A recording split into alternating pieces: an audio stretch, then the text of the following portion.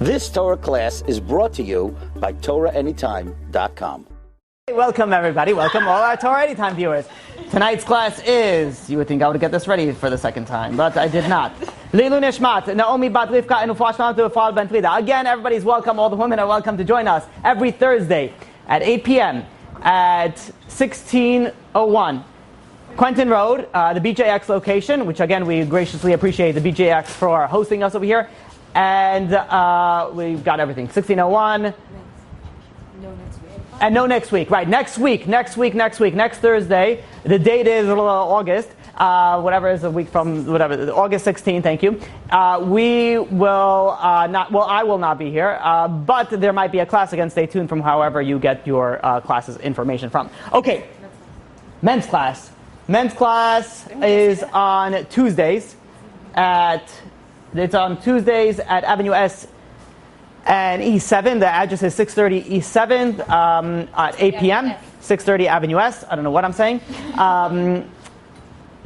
But again, for that class particularly, please do email me, and I will let you know regarding that class. But it's open to everybody, as all the classes are. Okay, let us begin. I think we finished everything. Yeah, okay. I don't need the computer yet. A computer will possibly be needed later. Okay, so tonight. Very, very important class.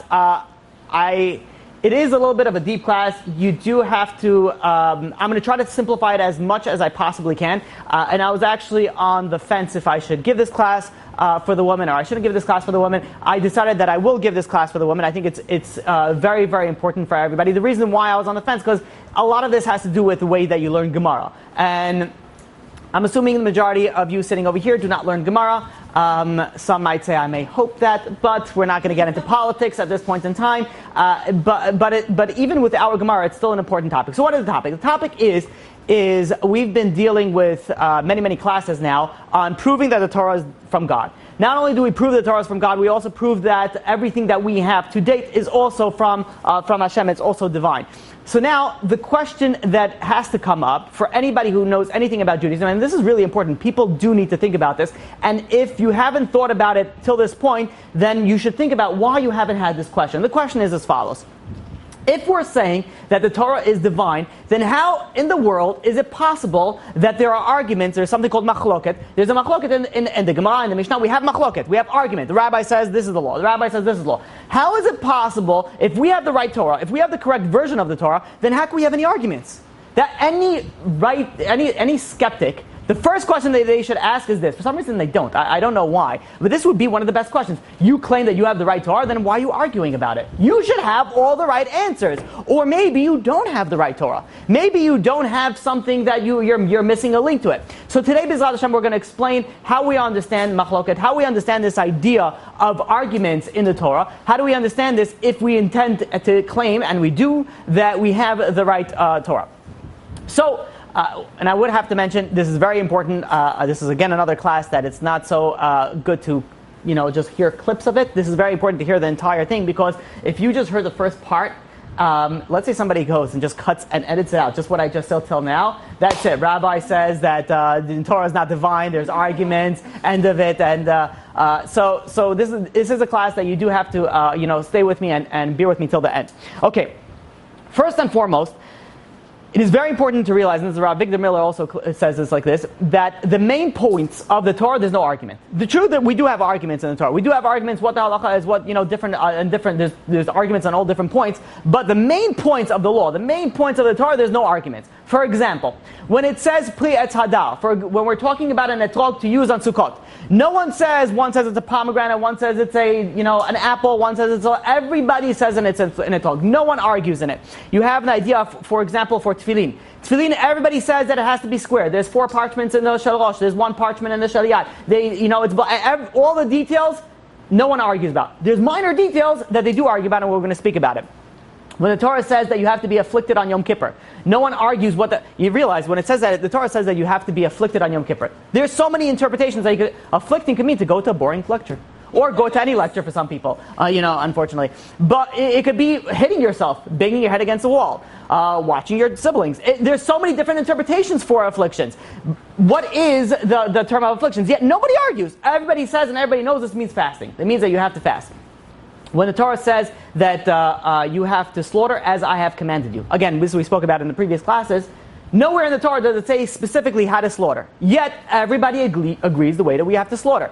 When it says in Devarim that it says eye for an eye, tooth for a tooth, soul for a soul, it doesn't mean that if somebody knocks a tooth out, Bezin's going to come, okay, come. Get the dentist over here, get Dr. Drillman over here. And then they go and they take a hammer and they just knock out the other tooth. Or they'll go, well, that was visual. Then you have, let's say somebody got somebody lost an eye. No other, surgeon is going to come and say, hey, listen, without any emotions, right? Let's come and let's take out your eye. Everybody knows that this is referring to monetary compensation. So when the Torah does go, and then when we do have arguments on the Torah, this is in reference to particularly minor details. Again, there's always an exception to the rule, but they're minor details. They're also details that rarely occur, or they're also details that are a lot of hypothetical. Like, what would happen in this scenario? What would happen in this scenario? But the general rules, the general halachot, the general ideas of the Torah, no one argues about. Not only does no one argue about this, Hashem himself knew, well, of course he knew because he knew the future, but he knew that this was going to happen. And not only did he know, he put it in the Torah. He says, when there will be a machloket, this is what you need to do. So we already have it since the beginning that what you need to do with the machloket. It says in Exodus chapter 23 verse 2, it says, Acher rabim lahatot. You have to go according to the majority view. So if you have a machloket, you have to go according to the majority. If the majority says one thing, you go according to the majority. And again, we do have to mention that doesn't mean that if the majority of the world holds one religion, then we all have to follow that, right? There's a lot of different subcategories that we're dealing with. But when the majority of the rabbis go and they say one thing, and a small sect says another thing, we go according to the majority. Obviously, there's a lot of laws that underlining it, but we'll take it as it is. Now, with that being said, then we should still have no machloket. Because even though, let's say, back then they would have a machloket, they would have an argument, and a group of rabbis says this, a group of rabbis says, they'll just nail it, they just finish it off. Just what? Let's just take a vote. What does this, how many say this, and how many said that? And that's the way it went for a long period of time. And until roughly around the time of the Second Temple, during the time of the Second Temple, when Israel was no longer under its own rule, it was ruled under the Greek rule, and not only was it have pressure from the outside, it also had pressure from within. So you had the Greek putting pressure from the outside. The Jews within Jews were becoming more Hellenistic, more Greek-like, and they were causing problems. Let's just call there were problem people dealing within the Jews. So when you have a nation that has problem from the outside and problem from the inside, needless to say, things weren't going as smooth. To the point was where the Greeks at one point, they forbid to actually have groups of rabbis come together. They were forbid to have a Sanhedrin, they forbid to have all these things. So from this point on, this is where machlokas started happening. This is where you had, for example, Hillel and Shammai had 3 machlokat. They had 3, all of a sudden things started coming up, and as the time went by, and as the rabbis couldn't convene together, this is where machloket grew. Until the time of Yavne. Yavne was after the destruction of the Second Temple, where Rabbi Yochanan ben Zakkai was able to convince Vespasian to go and take the group of sages and put them all in all the group from Yavne, and he combined them there. There, for the first time in a very long time, we had all the group of rabbis in one section, and there we settled a lot of laws. A lot of halachot were settled during that time. However, as we know, history plays out. It didn't work out, as well as we would have wanted to. However, still nothing was left. What is the right word I'm looking for? No problems. Let's leave it like that. There was no problems that came out from this.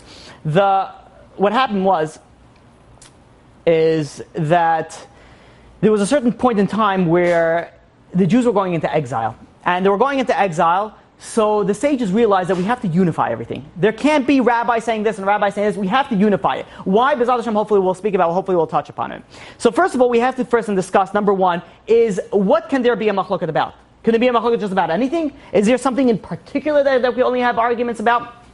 So, I'm really oversimplifying this, but the laws that we have from the Torah, so a majority of the laws are something that we know as laws that came directly from Moshe Rabbeinu from God. So when God went and God gave the Torah to the Jewish nation, He gave over all the Torah. He gave over the 613 commandments. Not only did He give over the 613 commandments, He also gave the details to the laws. So the details of what He do in each particular case. However, there was a section of details that were not given over.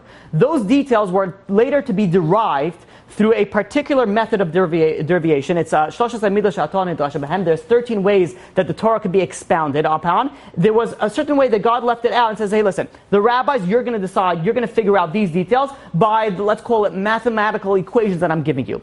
So if we split this into two, we have two sets of laws. We have one laws that were received from God, one laws that were derived by the rabbis through the mathematical equation. Again, bad interpretation, but let's call it a mathematical equation that God gave. Does that make sense so far?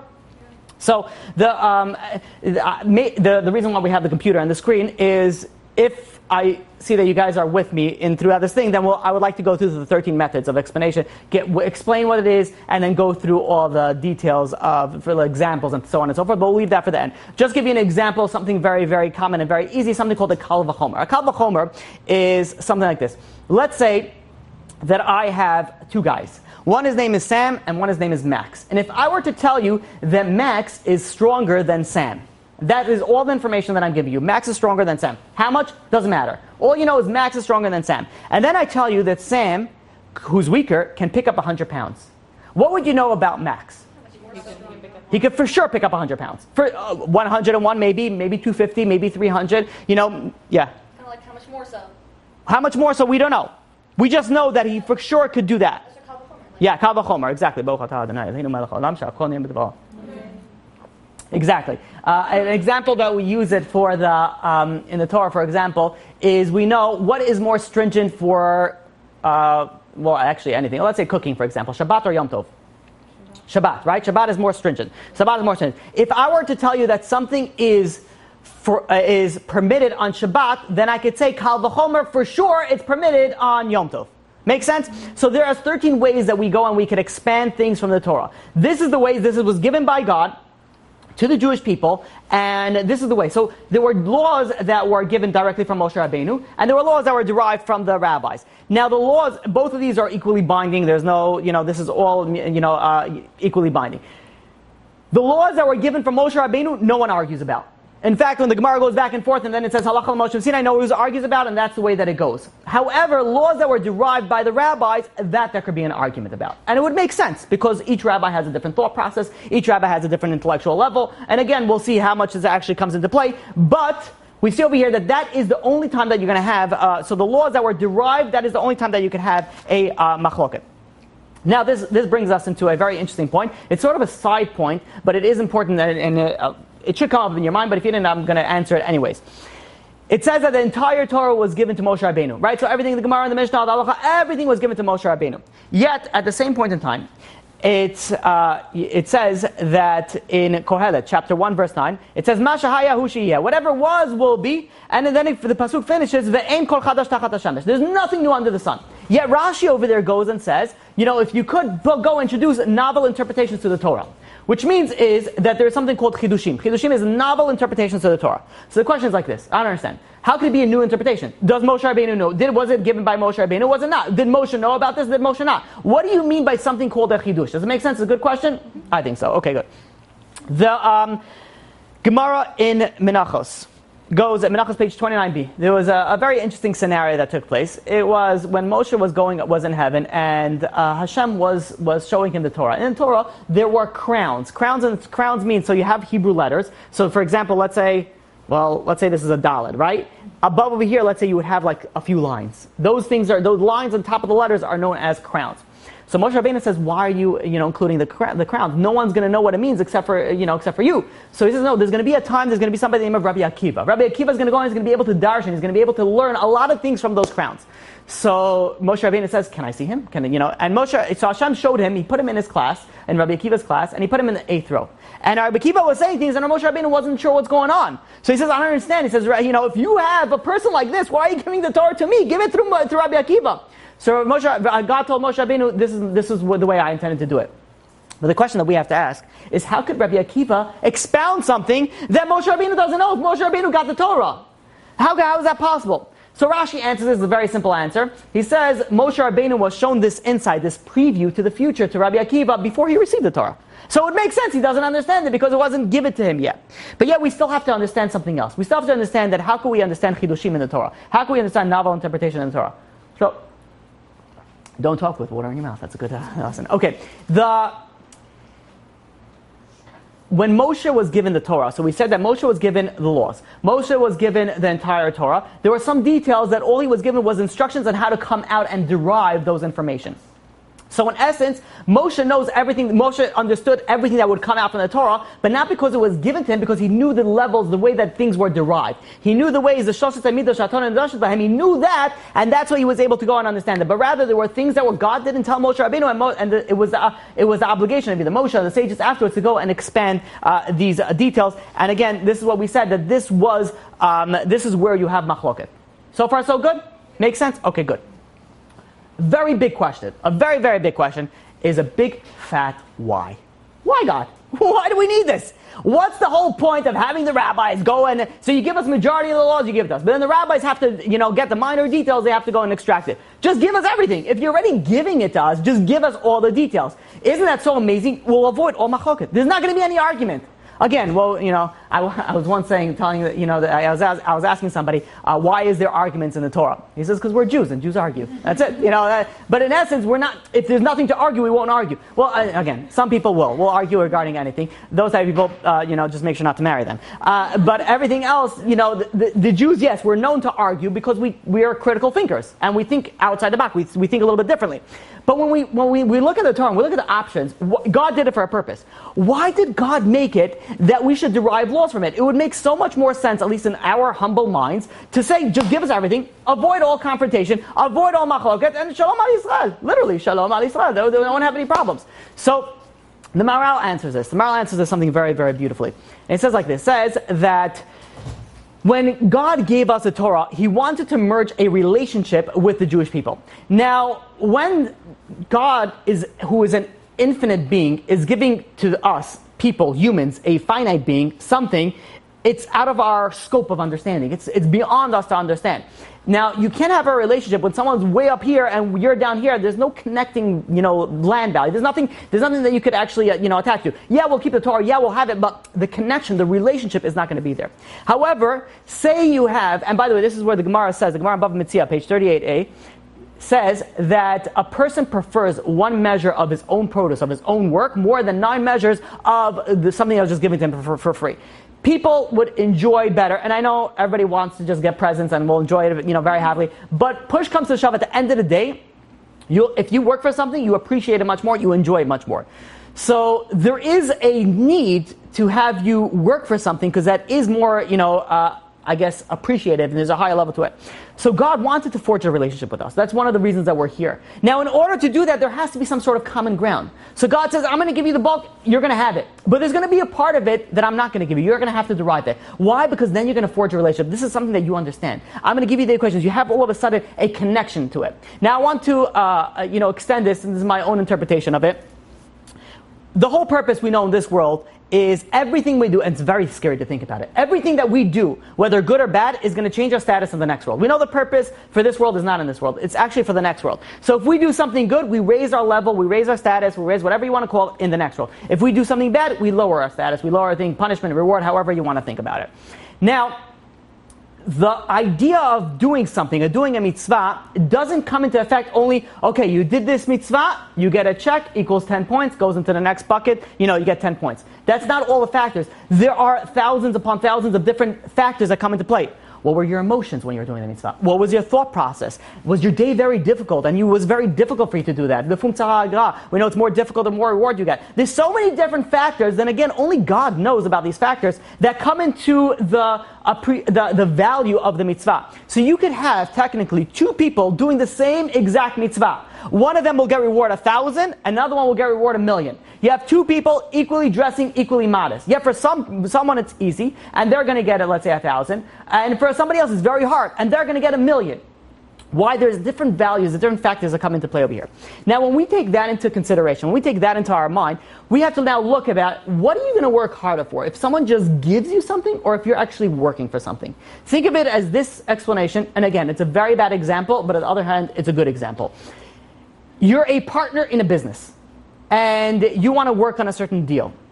Are you going to work harder or less harder than, let's say, one of your workers who will be making a commission? So again, for both parties, we have here two. We have a partner on one side and we have a worker on the other side. Both parties it's in their own best interest to make money because they're going to make money on this deal based off commission or based off the order. But who do you think is going to work harder? Somebody who owns a company, someone who's a co-founder for the company, someone that built this company from the ground up, or somebody who just make a little bit of money for it extra because he does it? The answer is hands down, somebody who invested a lot into it, somebody who put a lot into it. It's his company, it's his baby. He's going to go and he's going to work very, very hard to close the deal, even more hard than the other person. To the extent, and again, this actually comes into play. Some people that already, the Baruch Hashem, they made enough money, so now they'll let their workers. But assuming it's from the ground level up, right? They're going to work very hard who the partners are going to be into it. So when we put this into consideration, we put into two options that we have. God had an option to give us the Torah, the entire Torah. And we would have gotten the reward and we would have done everything. But on the other hand, we would be able to do the same exact thing with so much more of a connection because we're part of it. All of a sudden we're doing it. It's us. It's not anymore just God. It's a relationship. I am involved in this. When I'm involved in that, everything that I'm doing is going to be worth so much more. It's even worth it, even that there's going to be arguments. Even there's going to be machlokes. There's going to be one rabbi says this, one rabbi says that. And it's going to be like, oh, why? What's the whole point of this? And the answer is there's a very, very important point to this. Does that make sense? Yeah. Good. Okay. Now we have to come to another idea.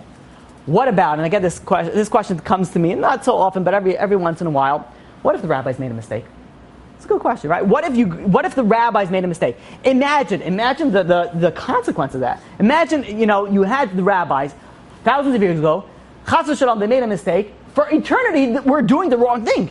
Is that possible? What happens if it is possible? What happens to us? So the Ran says like this. He says that the sages rarely, if ever, came to a wrong conclusion.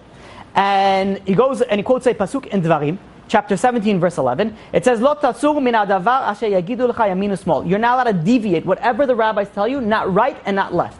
Even so, even if they tell you what's right is left and what's left is right, you have to listen to them.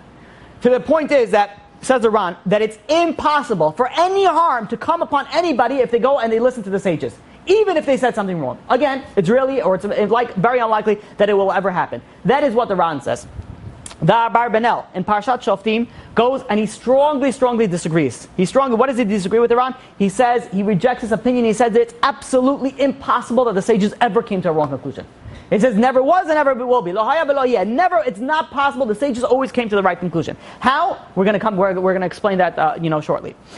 But then we have a question. It says, okay, this makes sense. Okay, the sages never came to the right conclusion. Then how do we understand there is certain ideas that seem to be 100% conflicting with each other? How is that possible that they came to the right conclusion if it's completely conflicting with each other? Again, a question we'll put on the side. We'll get to later. Yeah. I'm asking you, what do you want? Oh. Yeah. I thought you said we're putting my question to the side. When you say the rabbis and sages, are you talking about a certain, Right now we're talking about the Chachamim, the sages from the time of the Gemara, from the time of that. It does factor in for right now as well, but it does factor in. Let's circle back to that at the end. What did you say that we're involved in Torah? How does that care with Because now, so the question is, why, if they were involved, now how does that come into the machlokas? Because now you have, let's say, two rabbis. Each one gets a mathematical equation, a mathematical formula, these 13 ways. And each one has to come out with a conclusion.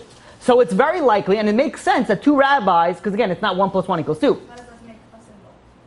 Oh, excellent question. Very good. So the question is like this. The question is, it says, that's all nice and dandy that thank you very much. I forgot to put this inside. That's all very nice. Because what do we say? We said that now we're partnership with God. So now we could do things with so much more enthusiasm and get so much more reward. But an excellent question was asked. And what's the question? The question is, that's nice and dandy for the rabbis. So they will feel emotionally vested. They came with this. But what about us? Right? What about the plain people? We just follow the rules. What about us? How do we feel emotionally vested into it? Good question.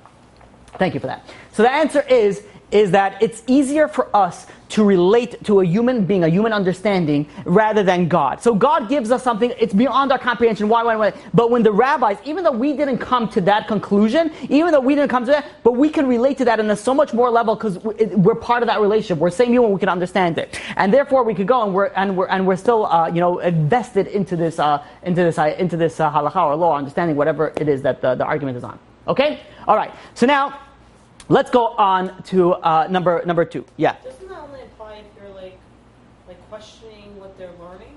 Like if it's like That's why, right? So it's an excellent question. So yeah, that's why it's very important for people to understand what they're doing, why they're doing it. Some people, this is why you have, how do you call it, like a dead inside Jewish person, which means is they sort of just go through the motions. You know, there's like, yeah, religious just by movements. You know, they just like go through the motions. But it's exactly.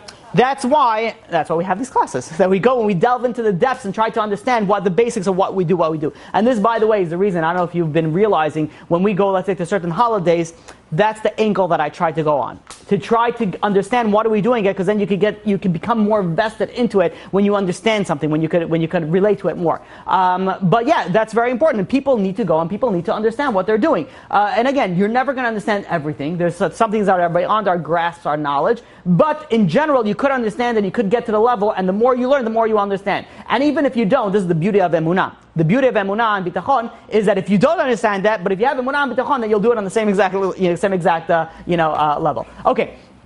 But anyways, okay, so now we said, we described where machloket could come from. We said that machloket could come from ideas that the rabbis went and expounded on the Torah. Now we have to come to now we're coming to point number 2. Point number 2 is something called several practices that are legit. And let's explain it like this. So, Beit Shammai says regarding Shema, it says when a person wants to say Shema, at night he has to recline, in the morning he has to stand up. Why? Because it says B'shachbecha uvkumecha, when you lay down and when you get up. So when you lay down you say Shema, that's the way Beit Shammai says. Beit Hillel says that you say it as it is, because it says Ubelechtecha b'derech. However you are, that's how you say Shema. So the question is like this, and this is an excellent question. So we have over here two huge rabbis, one saying you say Shema this way, one saying you say Shema this way. An excellent question that should be asked in almost every single machloket is somebody should raise their hand and say, I don't understand. What did they do until now? Why are they asking this question? I mean, Judaism has been going on for what, like thousands of years? Like, just ask your grandpa, hey, what'd you do? Why do we have arguments? And in fact, we get asked this on every question. And why don't we? Why don't we ask? Every machloket, they're saying, no, it's like this, no, it's like this. When do we see the machloket? We have it in time of the Mishnah, we have time of the Gemara. Just, look what granddaddy did, and that's it. And, you're finished, and that's where you have it. So, let's look at the Gemara in Brachot, page 2a. The Brachot says like this, it says, when do we start? When do we start and we read Shema at night? When do we read Kriyat Shema at night? And they give different opinions. The Chachamim say that you say it, you have until Chatzot, there's 2 out of 3 opinions. And Rabbi Gamliel says you have until Alot HaShachar, Amud HaShachar, you have until dawn. And then, Rabbi Gamliel says really, the rabbis say until midnight. So the question is, until when do you have to say Shema at night? So the rabbis say until midnight, Rabbi Gamliel says you have until dawn. Rabbi Gamliel then goes and explains to his sons and says, listen, the rabbis, they really agree with me. They really agree that you have until dawn. But why did they say until midnight? Because they didn't want people to wait until midnight and then they're going to forget and then whatever. So better we tell them until midnight and then they're going to have to do it and then they don't have to wait and so on and so forth. But really there was no argument. But really, the idea of how did this even come into play? So according to that interpretation, there's not really an argument. They're just saying two different opinions. One saying you have to be more careful. One says, no, let's go according to the letter of the law. But there is something called the drash, the way that we could explain it in a different way. When it says that you're supposed to lay down, so the Torah says, b'shachbecha, that you lay down. Now the question is, we have to expound. We have to say, okay, what does it mean, b'shach, when you lay down, when you go to sleep? Does it mean, when everybody goes to sleep? What happens, so let's say everybody goes to sleep at 11 o'clock. But let's say you have people that go to sleep at 2 o'clock. So what do you mean? When do you say Shema? When did that? Or maybe it says when you go to sleep, so maybe it means when you are asleep. So maybe it means the whole night. So you have different rabbis that came with different opinions. They said, okay, that means this, it means this, it means this. But in essence, what happened was, before the way that Judaism, in the beginning, the way that it was that you had rabbis of certain cities. And one rabbi, maybe it could be depending on the custom, depending on let's say that's a word that I'm looking for, the lifestyle of that particular community. They go to sleep very early. Right? Florida, right? No, I'm just kidding. So they go to sleep, Florida, right? It's like left the blinkers always on for the entire duration of the drive, right? So let's say you have one community go sleep very early, another community goes sleep very late. So the rabbi of one community goes sleep early, says, when do you have to say? You have to say it right in the beginning, because that's what it means that everyone goes to sleep. Another rabbi says, no, listen, everybody here goes to sleep, but you have a time over here. So you have different rabbis that went based on their community, and what would be the halakha? The halakha is very simply, each one goes according to his rabbi. And it's both okay. It's both legitimate answers. It's okay if you want to do it over here, and it's okay if you want to do it this way. You have rabbi that supports you over here, rabbi supports you over here. But then came a time when the Jewish people were starting to go into exile. And now it's no longer okay for a rabbi here, rabbi there. A Jew has to feel comfortable. Wherever he's going to go in the world, he's going to follow the same laws. Granted, customs are always going to be a little bit different, but the laws are going to, give me a second, the laws are always going to be more or less the same. So the rabbi says, now we have to unify. This is why after the destruction of the second temple, where people are getting exiled, it was time to unify the laws. And this is all of a sudden, we have all these different machloket. Beforehand, it didn't matter. This one rabbi says, this rabbi says, it didn't really matter, but now we have to unify. Let's go through a few different examples, and then I'll get then you get your question. Rabbeinu Nisim, in his commentary to Rosh Hashanah, page 34a, he cites Rav Hai Gaon, and he says over there brings a case on different ways of sounding the shofar. There's different ways of sounding the shofar. So you had, there was like one, let's say, city that sounded a shofar a certain way. Another city sounded a shofar a certain way. And Rav Avo came and says, now we're going to combine both practices into one. So they asked Rav Hai Gaon, and he says, is it possible? He says, why are we combining it? We're not sure. He says, maybe it was really one way. Is it possible that for a long period of time, a certain city did not actually complete the halacha of actually blowing the shofar the right way? Is it maybe they messed up for so long? How do we know they did it right? So Rav Hai Gaon says, no. He says, really, both ways of blowing the shofar are equally correct. They're equally okay. The Torah is good over here, the Torah is good over here. It doesn't matter the way they both expounded the right way, and it's both equally halachically 100% acceptable. But rather, only the time came Rabbi Yehuda Nasi came to unify it, and that's why they came and they combined both of them together. We had the same idea with tefillin. Tefillin, we know there's tefillin of Rashi and tefillin of Rabbeinu Tam. So all the majority of the details, we said there's no machloket in it. There's no machloket in the details of tefillin. Everyone says that it's black, everyone says there's 4 pashat in the shalosh, there's 1 pashat in the shalah, everyone says that it's square. But yet there is a certain machloket. We know between Rashi and Rabbeinu Tam. What's the big machloket over here? The big machloket is, so in the shalosh, well, there's one of the main parts, in shalosh there's 4 passages that it's written inside in 4 compartments. The question between Rashi and Rabbeinu Tam was which is the order that they go in. They both have the same things, and it's not even all of them, it's just the first 2. Do they swap it or do they do that? That's pretty much the bulk of the machloket that we have over here. So wait, aren't there people who put on like 2 pairs of Yes, yeah. So the Shulchan Aruch, davening, what do they do? Daven twice? Because there's they'll put it on for one part of davening, then they'll take it off, and they'll put the other part for the second part of davening. So they'll start off with Rashi, and then they'll finish off with Rabbeinu Tam. The Shulchan Aruch came with gave us a final maskana that says the halacha goes according to Rashi.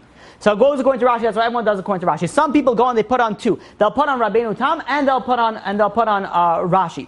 But both of them were equally correct. Now the question we could ask at the same time is: this was a very simple thing. This is something physical. Just go and open up your grandfather's tefillin and see what the right way was. See what the right way was. Go look at it. Why do we have a question? Why is there machloket between Rashi and why is there machloket between Rabbeinu Tam? We should just go and look at what they did until now, and that's it. And that's the way that we should do it. And the answer was because both were equally correct. Both, you could do it this way, you could do it that way. It was both 100% all accurate. And in fact, when they went and they went through archaeological evidence from the time of the second temple, they found tefillin both satisfying both opinions, one from Rashi and one from Rabbeinu Tam, because they were both all right.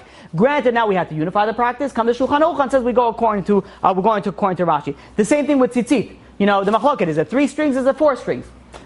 Obvious question is, what are you talking about? Just go look at your own tzitzit. Like, how did it come until now? The answer was, it was 2. There was 2 versions. You could do it either 3 and you could either do the 4, and it will both be equally binding. Now we have the halacha, we have the Shulchan Aruch, and now we go according to those halachot. So when we're looking at machloket, we're looking at it, we're saying, oh God, look at this, one must be wrong. Not necessarily. Not necessarily must one be wrong. It's very possible, it's very likely, they were both correct. And the answer was, it depends. Who do we pass tonight? Now that we have to unify it. Yeah. Well, then maybe the argument isn't the right terms. If they're both correct, then wouldn't, arguments usually... Arguments doesn't mean, so when let's say a husband and wife had an argument, and one says, yes, I win, really they both lose, right? So in every case, an argument in itself doesn't mean that one is right inherently and one is wrong inherently. Usually an argument could mean that either, both are wrong or both are right. So in the ways of a marriage, both are usually wrong. In a way of, technically speaking, usually the men, of course we know, men are taught this. The second that, the first thing you say is just, I'm sorry, and just move on with life. But in essence, you could also both be right. So you have both, but it could still be an argument. You had a question? Yeah, I don't understand why it's okay that it's 2 different opinions, but they're both right. If it's only, if halacha is one thing and they're translated 2 different ways, how are they both right? Because when God gave the ways, the method to expand the Torah, He gave it on, knowing full well that there's going to be 2 different interpretations that could come out from it. That is because when you're dealing with ideas, that's why I said mathematical equation is not the best idea, because mathematics is only one answer. But when you're putting in philosophical ideas and understandings and different things like that, it's very common that two people will come to slightly different conclusions. And again, you don't have major differences. You're talking about, let's say, tefillin. It's a difference of the version. Everybody agrees on the majority of it. It's just a different version. Do you say this way? Do you say that way? Again, these things are not huge technical differences. It's differences, and you have to follow according to the Shulchan Aruch that told us which way we have to go according to. But it's still very likely and very common ground that would make sense that you would come to two different conclusions. Think of it this way: you're taking a test in college, whatever it is, and part of the test is you have to write an essay.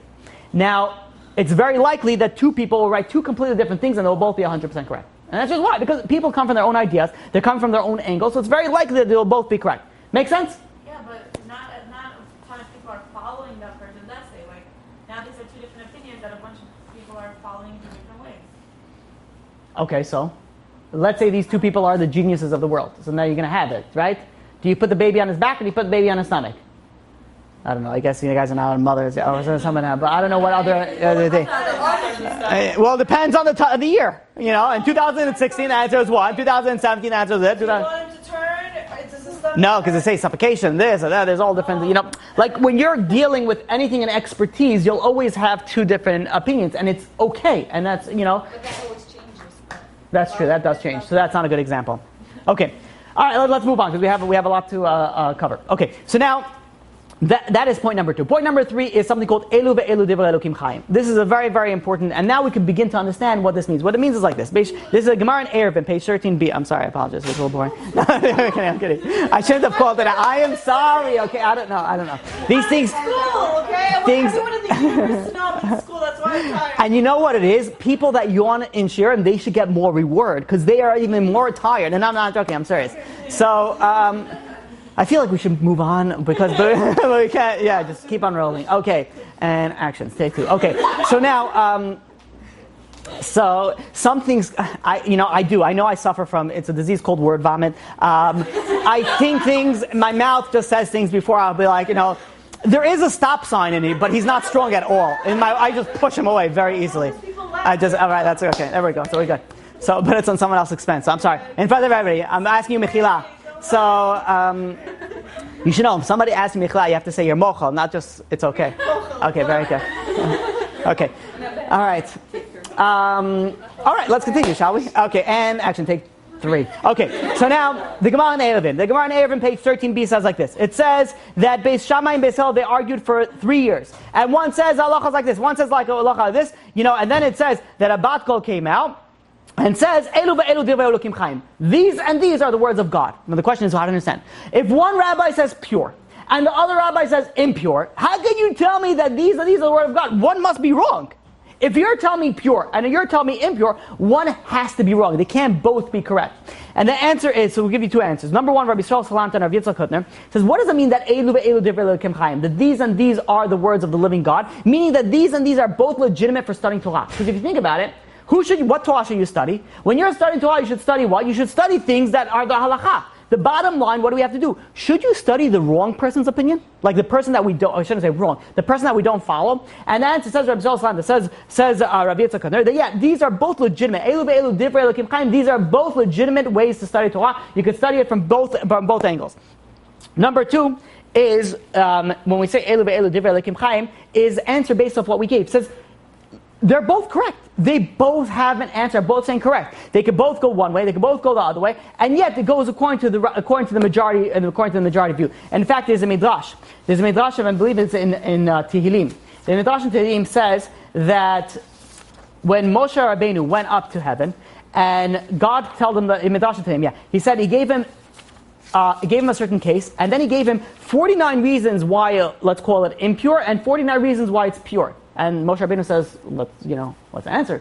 And God says the rabbis let the majority decide it. So from the beginning, it was very likely and very possible that a certain case, a certain scenario, could both equally be impure and pure, and it depends on what the rabbis come in to say. And we're going to get to these examples. We're going to get off. So what's the conclusion? Who do you follow? You can follow. That's what it says. That's why it says in the Torah specifically, "Acher Rabbim lehatot." You have to follow according to the majority of the rabbis, and that is going to be according to the divine opinion. That is God is going to make it. Correct.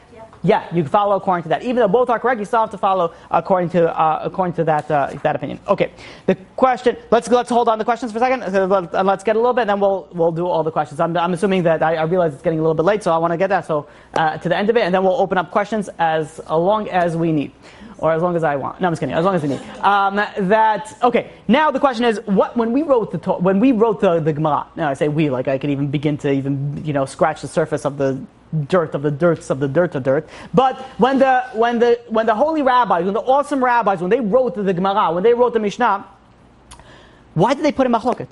Why did they put this rabbi says this rabbi says that, and now we're going to come into the final conclusion? Just tell us the final opinion. Why do we need to know the wrong opinion? Let us just know the right opinion. And the answer is because then it could come a time in the future, it could be a few years, it could be many years afterwards, where a reputable, righteous man says, I don't understand. He says, I heard from my rabbi or from my thing that the halakha does not go like what you said. He says, how do we know? Because if the rabbis would have just gave us just the right halakha, then what would happen when someone very reputable, a righteous man says, no, it doesn't make sense, this is wrong.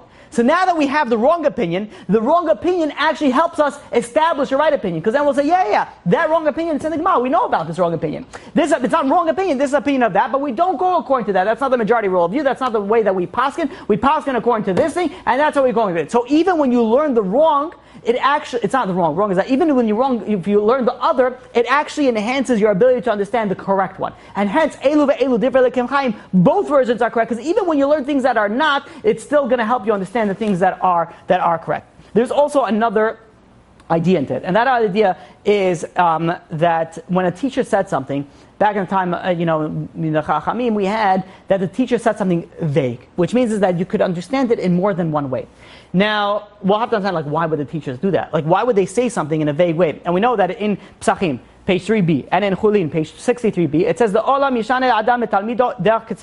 a person should always teach his student a shorthand manner, in very concise, according to concise manner. Why? Number one, it saves time, it's very efficient. Number two, it also makes that person think. So, they'll give you information, but you need to have prerequisite information to it. For example, you walk into, medical school, and you go to, a third-year medical, course, and you're going to sit over there, and you know nothing about nothing. The teacher is going to start throwing out jargon, things that you have no idea what's going on over there. And you're going to say, I don't know what's going on, but rather you have to have a lot of prerequisite information. The teacher doesn't have to go through all that information again because you already know it. So, but what does that do to the students in that class? They have to constantly remember the molecular chemistry level. They have to remember so many different things. So it keeps them sharper. It keeps them on their wits. It keeps them, more. I guess sharper would be the best word for to use it. So. Sometimes the rabbis even went to extent and gave them wrong information. There's a Gemara in Zvachim, page 12b, that says Rav Huna went and he declared a certain halakha, and he says the source for this halakha is something called a Kara Yisera. Kara Yisera means it was an extra word in the Torah indicating a teaching. Then the students objected. Said, no, it doesn't make sense. There's no Kal Yisera here. So he says, you know what? Okay, fine. The answer is it's really a Kal V'chomer. So then they objected again for this. Says, no, it doesn't make sense. It's not a Kal V'chomer. And then finally he said, okay, we have this teaching going back to the time of Yavne.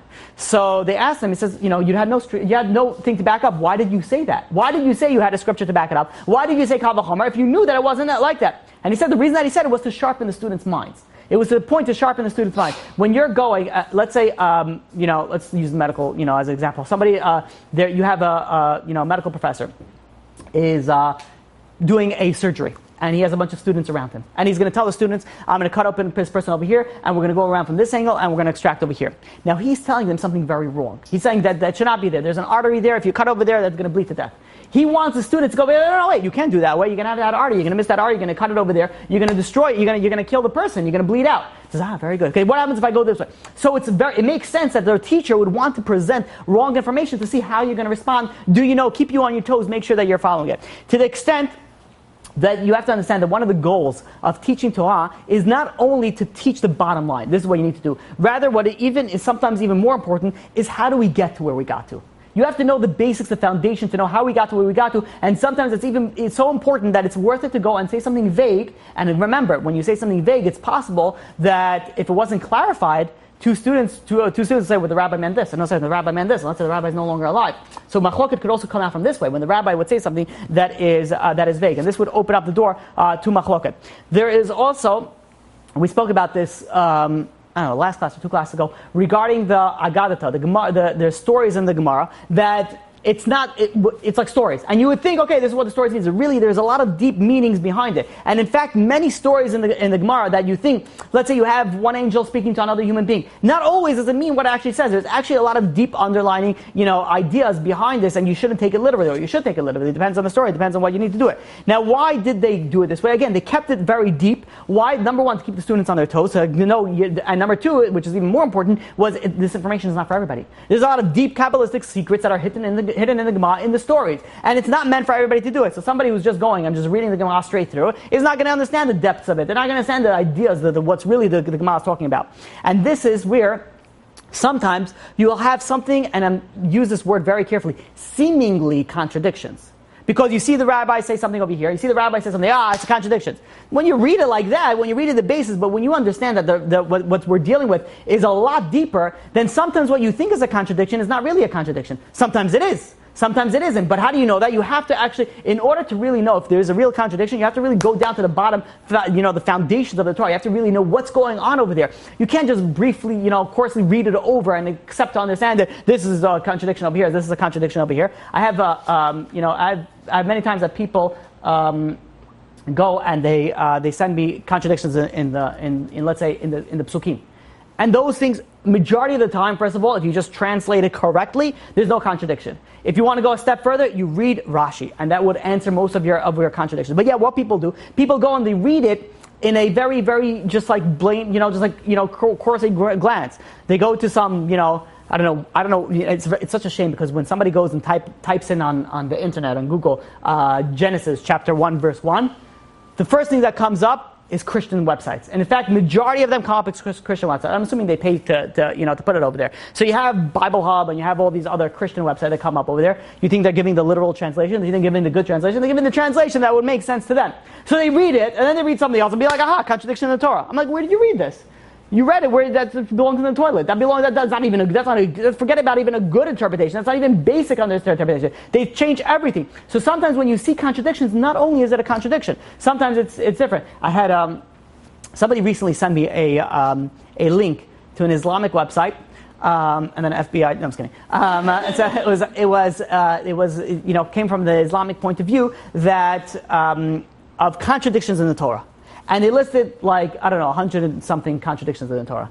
And I looked for the first 3, and I'm like, I'm not even going to answer this. I'm like, originally they wanted me to do a whole class on these contradictions, and I said, there's no point. I'm like, because if you just read the right translation, there's no contradiction. Of course, if you start changing everything, of course you can make it into a contradiction. Majority of the stuff is nothing even talking about. So you have a lot of people, especially we should bring it up in Bible criticism, when people go and they critique the Torah, says, do you know what you're talking about? Or are you somebody who just decides to, a blogger who decides to go and look up, one verse over here and one verse over here and be like, aha, contradiction. You know what you're talking about? You were dealing with over here something that is extremely deep. It's something that you can't understand always on a superficial level. You have to understand the levels of it, the depths of it. There is also another point that of forgetting. Is it possible that you could forget the halachot?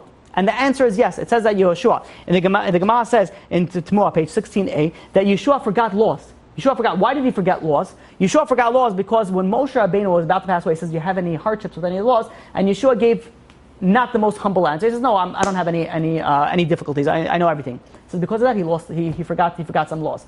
And by the way, we'll soon have to get back. We'll soon have to answer this. So he spoke to God. Why didn't he just speak to God? And he answered, Lo b'shamayim. The Torah is not in heaven. We're going to answer this. Put that on the side. We'll get to that in a few minutes. So when it is possible that we would forget laws, but it's not such a problem, and we'll soon see why. But the majority, and bear with me this because we're going to go and explain this. When we say the law is forgotten, what does it mean? The law is forgotten. The law is forgotten means that usually, and majority of the time, means that you have opinion A and you have opinion B, 2 correct opinions, like we said, or 2. Most of the time it's correct opinions. And yet, what was forgotten? Or forgotten, was there a consensus that came together? Did we come to a conclusion and say this one's correct, this one's not correct? Did we come? That was what was forgotten. But in essence, the the problem of it is not so problematic. Why? So let's look for example. Example is Pesach, a sacrifice. So we know when you have to make a Korban Pesach, which is on Erev Pesach, this, if it's Shabbat, it overrides Shabbat, which means that you could do it even on Shabbat. Now, this law was forgotten. And the question is, how was it forgotten? Why was it such a problem that it was forgotten? Because every 14 years, well, at least once in every 14 years, Shabbat will fall out on Erev Pesach.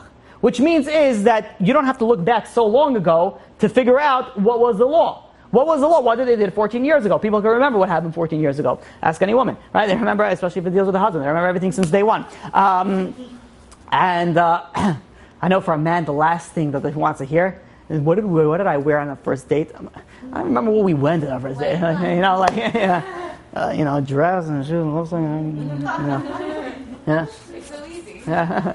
So, but the idea is that when you're, the rabbis, they would be able to remember it. 14 years, you could remember that. What was the question? What was forgotten? And the answer was forgotten was, we knew there was both opinions. You are allowed to do it, you are not allowed to do it. But the question was, what did we come into the conclusion? Are we supposed to do it, or are we not supposed to do it? That conclusion we can come to forget. But however, the reason why this is not a major consequence is we know that it says in the Torah. It says in Devarim, in in Deuteronomy, chapter 17, verse 9, it says, El hashofet asher yeh bayamim hahem. You have to go to the judge who is in those days. Which means is you have to deal whoever is in your days, the rabbis of your days, that's who you go according to. And whatever, to the extent was that even if there were opinions that were different in previous years, the rabbis have the authority, again, there's a lot of different details of greater number and so on and so forth. The rabbis have the authority to go and overrule certain laws that happened previously to go to a different conclusion. Bear with me with that. The Gemara in Rosh Hashanah, page 25b, says like this. It says, Bidan b'dor ke'Aaron b'dor, Yiftach b'dor ke'Shmuel b'dor. It says also, Yerovel b'dor ke'Moshe b'dor. The rabbis of this generation are like the great rabbis in the previous generations. What it means is if they say something, you follow them just like you would have followed it if it would have been in the previous generation. So the idea is that even if we have any of these issues, laws are forgotten, there's a machlokes, it doesn't matter, it doesn't affect us in any which way or form. Why? Because we go according to the majority of rabbis now. And but, a very, very big but. The rabbis nowadays do not have the authority, do not have the power to overturn anything that happened in the Gemara, anything that happened in the Mishnah. In fact, in the Shulchan Aruch, we also, these details we don't argue upon it. This is the things but prior to this, they had the authority to go and change it. So even if something was forgotten, and again, this didn't happen often at all, but even if something did come to that, it practically doesn't have any differences in our doing the mitzvot. What's very interesting is that when you look at Bet Shammai, in a few minutes we're going to be done. Bet Shammai and Bet Hillel, the halakha goes according to, anybody know? Hillel, right. Who was sharper? Does anybody know? Shammai. Why was it so why did we go according to Hillel? Anybody know? What? Not only stricter. What? Pleasant. Very good. Humility. He was humble. Hillel was humble. He was pleasant. So let me ask you a question. We're dealing with law. We're dealing with what you need to do, right or wrong. You have two candidates. One is intellectual abilities are much greater, and one is very humble. Who are you going to choose? Who do you think is going to be the correct? The one who's intellectually smarter, or the one who's more humble? And again, intellectually smarter is not the right word, but let's use it that because lahavda we can. But as an example, who do you use? Use somebody who's intellectually on a higher level. So why are we going to according to Hillel? According to Hillel, yes, he was more humble. He was very nice, and That's why he's doing it. He's not doing it because he's doing it for the right reason. Well, no, they both did it for the right reason. No, I get it, but he's really looking out for you. I don't know. He's like, I got you. I'm like, come on, don't worry about it. I'll take care of you. Yeah. Shorts, don't worry about it. Whatever. It's between me, I'll deal with God. Don't worry, I'll be your lawyer. By the way, if any rabbi nowadays tell you that, say, you ask something that's on the fence and you're really not allowed to do it, and he says you're allowed to do it, and he says, don't worry, I'll be your rabbi. I'll take care of you in the next world. Run very far away, because he will take you in the next world, take care of you in the next world, but it's not going to be in the good place. But in essence, we have to come back and we have to look at it. Why is it that the halacha went according to Hillel? And the answer is that there is an aspect, when the rabbis came in and the rabbis made a decision, there was an aspect of divine assistance that came into play. There was a divine assistance. The Bet Hillel were patient, so much so the Bet Hillel, when they said their halakha, they didn't say their halakha first. They said first the person that argues with them. They said Bet Shammai's argument first, and then they said what they said. They were pleasant, they were very humble, they went out of their way to go into the level of humility. What do you think gets better divine assistance, get the better divine power? So somebody who is humble, we know there's a very prerequisite, to get in a high level, level is humility. Very hard thing to accomplish now, especially for people that say that they are humble. It's very, very difficult, and it's something that everybody needs to work on. But humility is a prerequisite to going to having the divine assistance. So now it makes sense why God says the halacha goes according to that's why we go according to Bet Hillel. We'll have to realize when the rabbis are going in this, where do they get this divine assistance? They have to have this self-sacrifice. They have to go into this for the right way, for lishma. If a rabbi goes into this just for the intellectual stimulation, if a rabbi goes into this just to feel smart, just to just say that.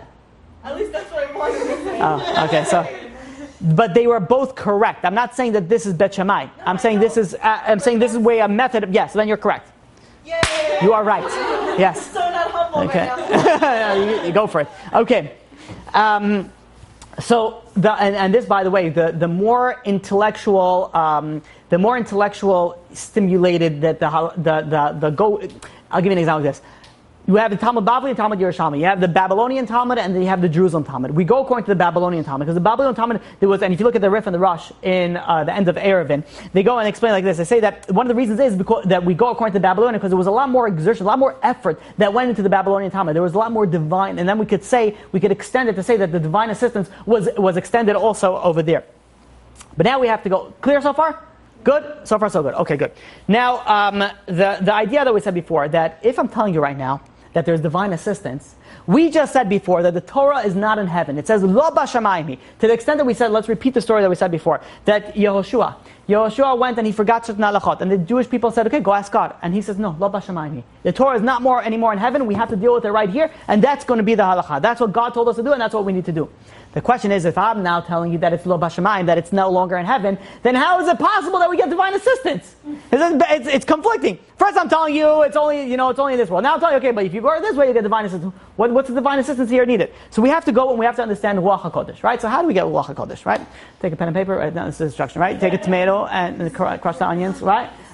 So, very good. So, yeah, we can get to that.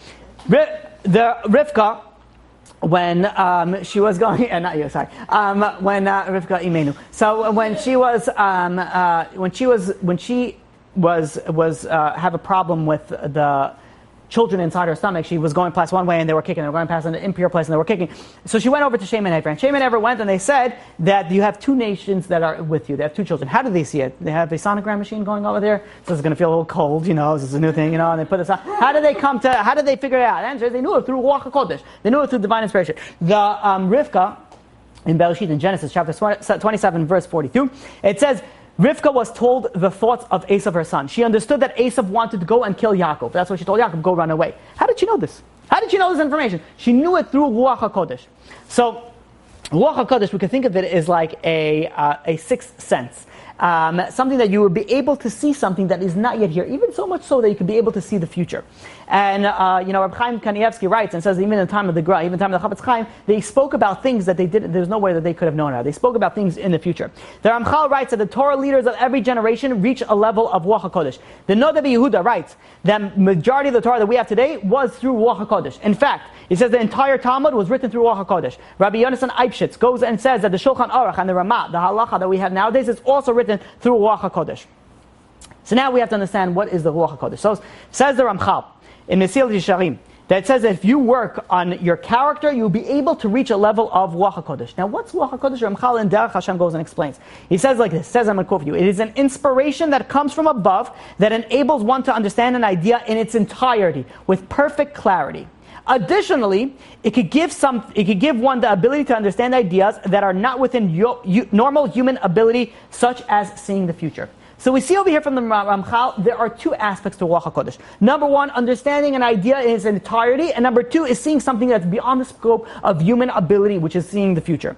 When we're dealing, the Midrash that says that, for example, Shem ve'Evel, he saw that there were two children, or Rivka, that she knew the thoughts of her son that was going to kill her other son. Where does this? What type of Ruach HaKodesh is this? This is Ruach HaKodesh and seeing the future, seeing something beyond. But when we're talking about when the rabbis, when the Talmud, when you have the Shulchan Aruch was written, what type of Ruach HaKodesh we're talking about here? Divine assistance that gives you the idea, the subject, with such clarity that everything just makes perfect sense. That's the level that we're dealing with Ruach HaKodesh.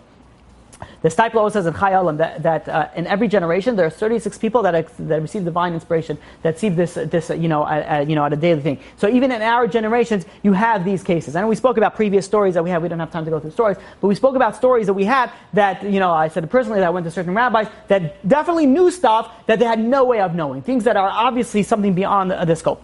Okay, so let's do a quick recap over here. What we have over here. We have over here number one.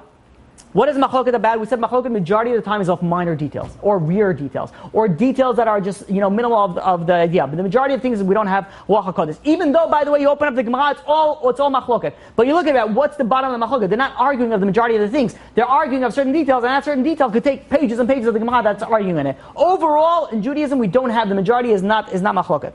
Number two, what are we arguing? What is it arguing about? It's not arguing about received laws. It's arguing about derived laws. Number three, even though they're arguing in it, it doesn't mean one is wrong and one is correct. We said there are several practices, and each one is 100% correct. But when the time came to unify Judaism, when Jewish people are going into exile, they're going through all over the world. There came a time that we need to go and unify it. Say the halacha goes like this, so everybody knows exactly what we need to do.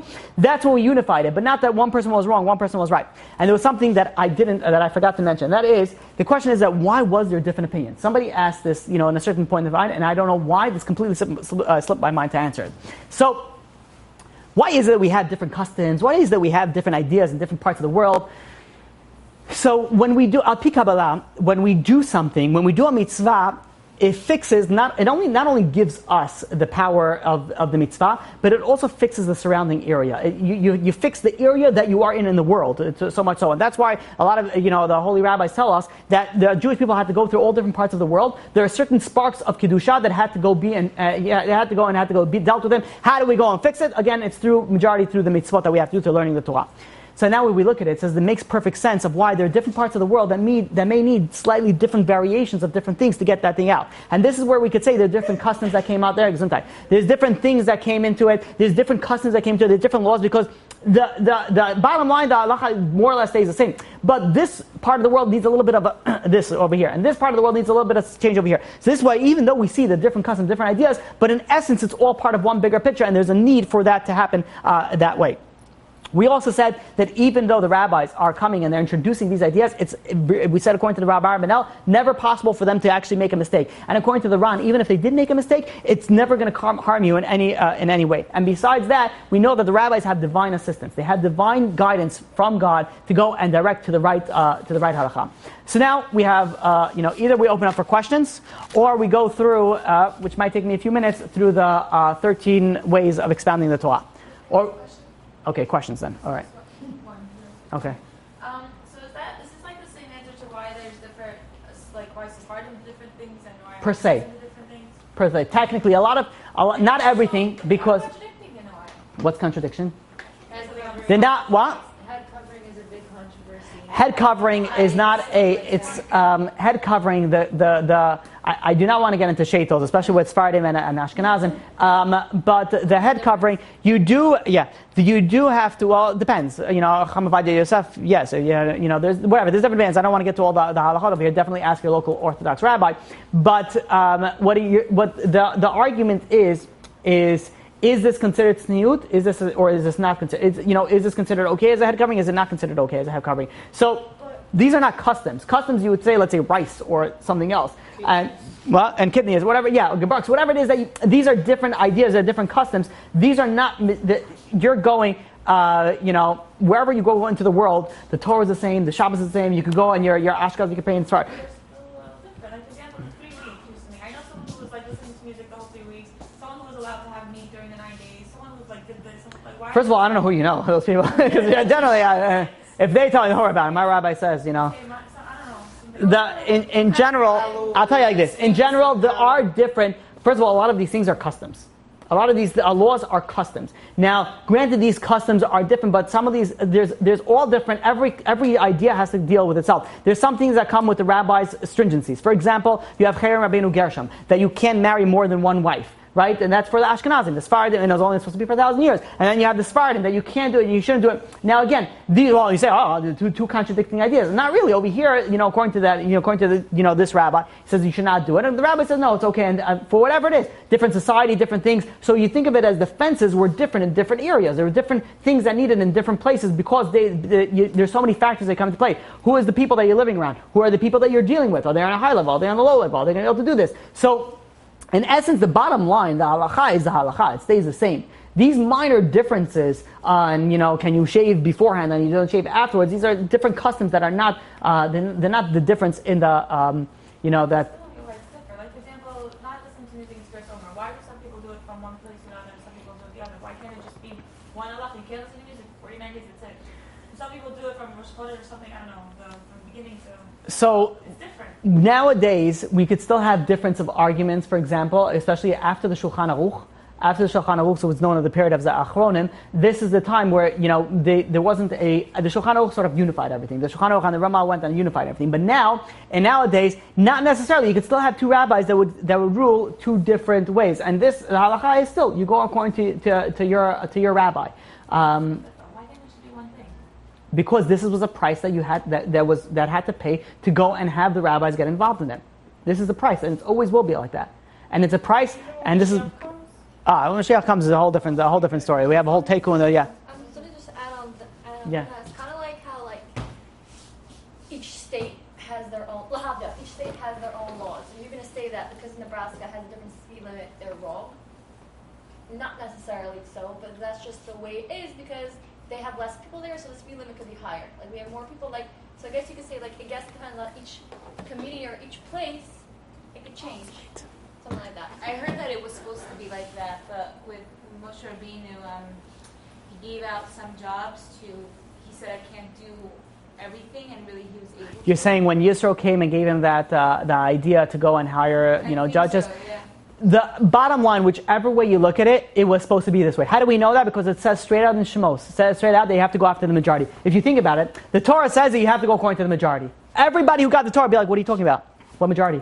Why should we ever need majority? So we just go according to halacha. Like the question should have been already since the beginning. What majority are we dealing with over here? And the answer is because it depends on the majority. It depends on different things. Different ideas will come up. And it was worth it for God to go and do it this way, according to the way that we explained it.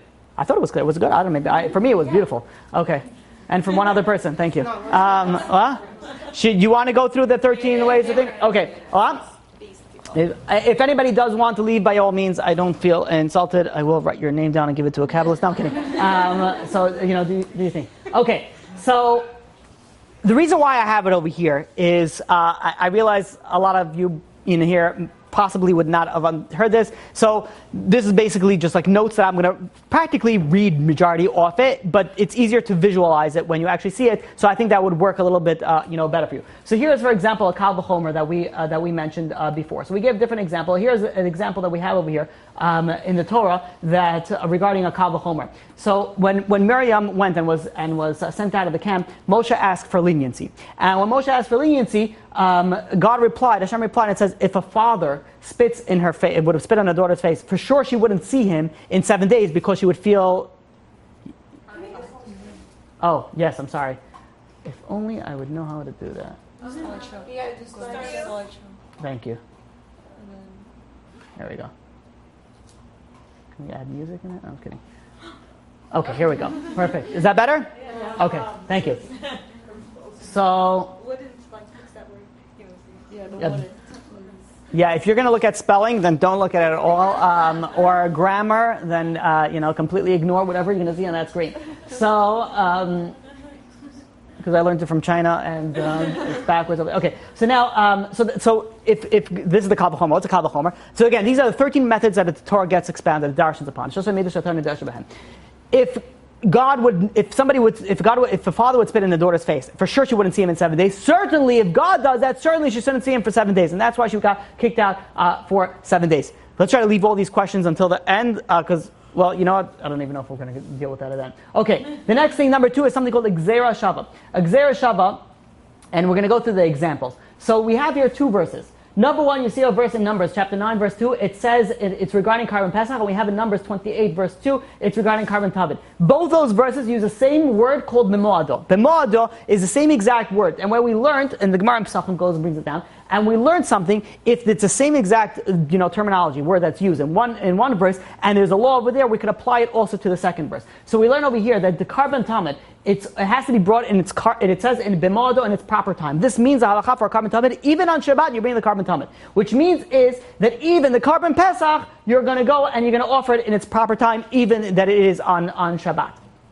Okay, number 3 is something called a binyan av. Binyan av is, so if you have a rule that's learned out from one pasuk or two psukim, it's applied to all cases that are similar to the one. So for example over here, we have over here the permission, I don't know why I didn't write I should have wrote the source. The permission to prepare food on Yom Tov is only says regarding Pesach. But that doesn't mean only for Pesach, it means all the other chagim as well, all the other holidays as well, and we learned that from something called a binyan av. Then there's something called miklal uprat. Klal is something that is a general statement, and prat is something that's specific, something that's very catered. So if I say, for example, here's an example. If I say animals and goats, animals is a general subject, and goats is a more specific subject. So we says over here in Vayikra, Leviticus, chapter 1, verse 2, it says that the animals, regarding korbanot, from the animals, from the cattle, and from the sheep. So we see over here in this pasuk, you have the animal is the klal, the cattle and the sheep is the prat, is the specific. What do we learn over here? If you have something that's general, and then you have something that's specific, then you know that it's only referring to the specific. The halacha, whatever we're talking about is only specific, which means over here that cattle and sheep are the only the only mammals that should be offered as sacrifices. Do not sacrifice any human being.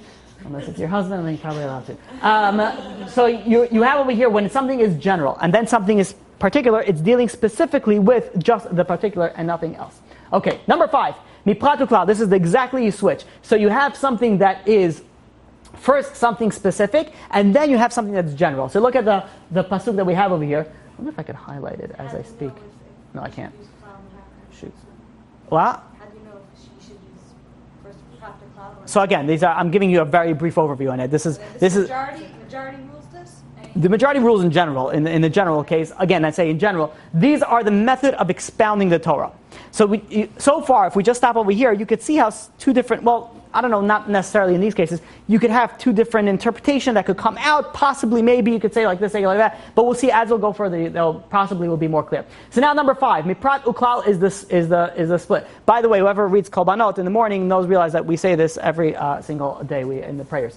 In Exodus chapter 22 verse 9, it says, if a person gave somebody a donkey, a sheep, or an ox, or any other animal to watch. So we see over here a donkey, sheep, or an ox, very specific. And then in general, any animal to watch. So what do we see over here? That the rule is not limited only to these 3 animals. It's all animals. So if you give any animals to watch, so we realize we switched it. So first we said, if you say something general and then something specific, it's dealing with only the specific. If you say something specific and then general, it's referring to everything in its entirety. That's how we derive laws. Then we have miklal, prat, uklal. So you have some miklal, so you have something that's general, then you have something specific, and then you have something general again. Let's look at the example. Example in Deuteronomy chapter 14, verse 26. The Torah says that regarding the Ma'aser Sheni, you could spend it on whatever your soul desires. That's something that's general. And then you could then it goes on cattle, on sheep, and on wine. And then that's something that is specific. And then again, anything that your soul wants. That's again general. So we have here general, specific, and general. What this is referring to, what we learned from over here, these are things that you could, anything that is like those things. So anything that is like meat or like the beverages, you're allowed to do it. It doesn't go only these, but it's specific to that type of idea that the Torah is speaking about. Number 7. I know we're going through it fast. This is really just to quickly go through it because it is getting very late. It says, number 7, klal she'utzach leprat u'miprat she'utzach leklal. So everything that we just said beforehand, this is only in reference to when we actually don't need the extra information. We don't need the extra information. We need, but it's something that gives us extra. But however, if something is there to clarify something, then klal prat, that thing does not have any effect. So we give an example of Deuteronomy chapter 15, verse 19. Any firstborn that is born to your cattle, and sheep, the male you shall sanctify to Hashem your God. So we see over here, there's something specific, general, that's a firstborn, and something that's specific, that's male. But over here, we realize it's needed to say male, because firstborn could be woman or male. So over here, because we say that it's specific, so we don't say the whole thing about general and specific beforehand, because this is something that is needed. Okay, number 8. Kol davar. Again, okay, should be a couple there. Kol davar shahaya bechlal v'yatsa min haklal lamed lo lamed al atzma yatsa ela lamed al klal yatsa. So here, what it means is a general statement that is singled out. It's not singled out to teach you something about itself. Rather, it's something about an entire category. An example over here is regarding Shabbat. So, if somebody in Exodus chapter 35 verse 3, it says, "Lo tubau esh b'chol moshvotechem." You're not allowed to go and light a fire. And then the Torah says if somebody goes and by mistake, b'shogeh goes and lights a fire, he has to bring a korban chatas. Now this, it only says it by lighting a fire. But this actually extended to mean any other of the melachot. If you do any of the melachot, you're going, you have to bring, by mistake, you have to bring a korban chatat, not only by lighting of a fire. Because this is something that when it's something that you're extracting one example from a group of examples, it's not only telling you that specific example, but rather the entire group of examples. Okay, for some of you, it's, but just, whatever. It's just, plow through this with me, or space out. Call davar, number 9. Call davar shaya bechlal v'yatsa min haklal litin tayin achar shehu kinyana yatsa lahakel b'la lachmer. So what it means over here is if you have something in a general category that is singled out to discuss something that is similar to the category, this is telling you, this is being singled out to be lenient and not to be stringent. So the example over here is in Shemot, in Exodus chapter 21 verse 12, somebody who kills another person is subject to death penalty. The next pasuk goes and says that if somebody kills a person by accident, he has to go to something called Alei Miklat. He has to go to the city of refuge. Now this doesn't mean that he has to go to the city of refuge and he has to get murdered and he has a death penalty, because it's coming to single out for leniency and not for stringency. So it's only that and not anything else that comes out. I know everybody's going to be on the online world and be like, well, you speak so fast, slow down. So, I don't know. I'm just going to do it fast. Number 10. You would think I'd probably answer my own question that I've said, but no, I'm just going to go with it. It's late, that's why. Number 10. Kol davar shaya bechlal v'yatsa min haklal litin tayin achar sheloi kinyana yatsa lahakel v'lahachmer. So here is something very different. Something that is singled out from a category to discuss something that is not similar to the category. So something else that we said before, this could be both for leniency and for stringency. The example over here in Exodus chapter 21 verse 7 to 11, this is referring to how a female servant goes and becomes free. Now, it could be both she could come free in a lenient way, I guess you could call it, than a man or a male servant, or it could be in a stringent way for a male servant. It doesn't necessarily mean either one or the other. It could be either or. Number 11. There's only 13, guys. Number 11. Kol davar shaya bechal v'yatsa min haklal lidan b'davar chadash iyata yachal achzir l'chlal ha'ad shechzirna ha'kasav l'chlal b'feroshai. Over here is anything that is included in a general category. It's singled out, it's to treat a new case, cannot be returned to the same general category unless the Torah specifically says it. An example, when I say the first paragraph usually is just a translation. Don't worry about that. The explanation is the easiest way to understand these things. So let's say a daughter of a Kohen. She goes and she marries a non-Kohen. So she can no longer have the ability to, let's say, eat truma. However, let's say she's no longer married to that person. Can she now go and eat truma again? So she was in a category, and then she came out of the category. She doesn't go back into that category unless there's a specific verse that says that. So we know that she can eat truma again because of the verse that we have in Leviticus chapter 22, verse 11 to verse 13, that she is able to go back into that category. Number 12. The meaning of a pasuk can be expounded based on its context. Over here, you look at, for example, the Ten Commandments says you're not allowed to steal. What does it mean not allowed to steal? It says many times they're stealing a lot of things over here. Maybe is it stealing money? Is it stealing this? The Torah is specifically referring to here kidnapping. Now, how do we know that it's talking about kidnapping? Because everything else in the Ten Commandments is a capital offense. So where we're dealing with something, for example, adultery or murder, these are capital crimes. We know when we're dealing with stealing, it must be a capital crime also. What is stealing in a capital crime? That's stealing a human life. That's kidnapping. That is a capital crime. So we see over here, based on the context, we're able to extract information from that as well. And finally, the last one. Take a drink for this. Maybe that's why I drink so much, because I speak so fast. People do it on fast days. Yeah, I know, right? Let's say you have two verses that are contradicting each other. How do you solve that? If you find the third verse that goes and absolves it. So here's an example, a very good example. In Exodus chapter 20, verse 19, it says that God spoke to us from heaven. And then in Exodus chapter 19, verse 20, it says that God descended on Mount Sinai. So the question is, did God speak to us from heaven, or did God speak to us on Har Sinai? So then we look at the third pasuk in Deuteronomy chapter 4, verse 36. It clarifies this. It says, from the heaven he caused you to hear his voice, and on earth you heard his words. So sometimes you have two contradicting verses. This is this is the third pasuk, is going to go and is going to answer your contradiction. Questions? How do you know where you're going to find it? Like those two psukim. Again, so this is right. So closer together, and then all of a sudden, randomly you're going to find it. Like, if you know the entire Torah, then you'll know it. But I'm saying that's why this is I left this all the way to the end, and that's why I wasn't even sure if I was going to say it tonight or I wouldn't say it tonight. But I figured it's good to know, even if you got just one or two ideas, just so you get some idea. Even if you didn't get all 13, if you got just one or two, then you have just an idea of what we're dealing with over here, what we're talking about. So it paints a little nicer picture in it. But again, you have to know a lot, obviously, and it's not just you have these 13 points on the wall and you'll just start plugging in yourself. You actually have to have a lot of background in the Torah. You have to have a lot, tons of stuff to even just begin to understand this. Questions? If there's a poor bas kohen who marries who basically at that point when she can't have true, well, if she becomes poor all of a sudden, will you encourage divorce? Would she That's an interesting question. Not necessarily. Not necessarily.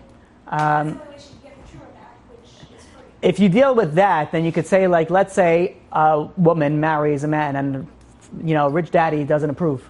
And they come to a difficult time. Would that also lead to divorce? If it's a bad marriage, yes, it could be. But if it's a good marriage and the way it should be, and again, that's very difficult nowadays to have a good marriage, but if you work in it, you can. Then not necessarily. It sounds so encouraging. What? Yeah, okay, let's rephrase that. You know what, though? It's important that I said that. It's okay. Yeah, no, but the truth is that if you work on a marriage, then you have the ability to make it awesome and amazing. If you don't work on a marriage, then as they say in Brooklyn, forget about it. But it's really true. You do need to work on it. Even if your marriage is awesome, you still have to work on it. The problem is that both parties need to be wanting to work on it, and both parties need to be willing to put 110%. And if they don't, then you're going to feel some slack on it. It's very important to work on marriage. It's very important to constantly, because any factor that could come in could lead to problems. If you're a strong front, then you're able to do it.